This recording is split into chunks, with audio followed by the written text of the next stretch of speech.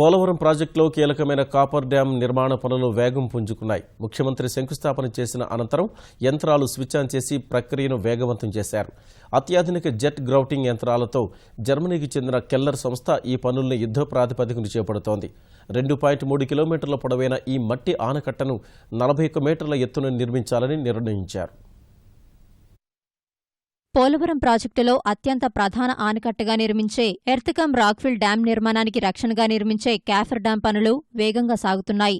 Diaphragm wall, ఎర్త్కమ్ rockfill డ్యాంకు ఎగువన నిర్మిస్తున్న coffer dam పనులకు ఈ నెల 8న సీఎం శంకుస్థాపన చేశారు. గోదావరి నదికి వరదలు వచ్చేలోపే వీలైనంత ఎక్కువ చేయాలనే లక్ష్యంతో సిబ్బంది పనిచేస్తున్నారు.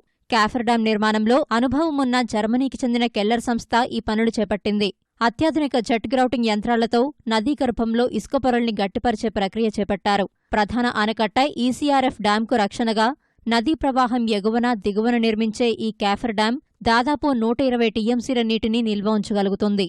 నదీ ప్రవాహ మట్టంపైన 41 మీటర్ల ఎత్తులో ప్రధాన ఆనకట్టకు 600 మీటర్ల ఎగువన 2.3 కిలోమీటర్ల పొడవు 145 మీటర్ల వెడల్పుతో డ్యాం నిర్మిస్తున్నారు.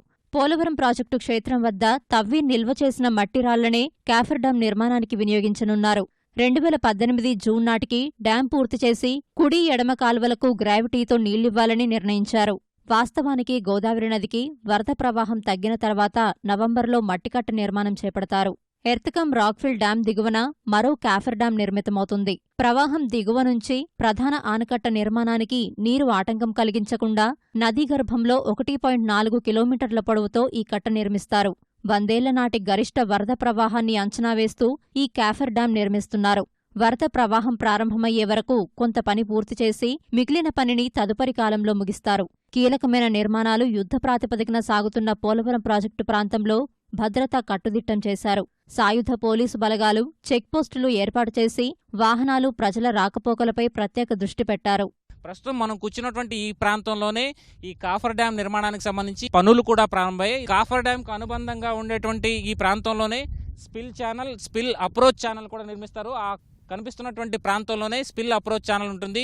దాదాపు 3 కిలోమీటర్ల మేర గోదావరి నది స్పిల్వే ద్వారా ఆ తర్వాత మళ్లీ నదీ ప్రవాహంలో ప్రధాన మార్గంలో కలిసే విధంగా ఈ నిర్మాణాలు చేపడతారు. కెమెరా పర్సన్ నాగరాజ్తో కలిసి Dhanunjay, ETV news, Polavaram project నుంచి.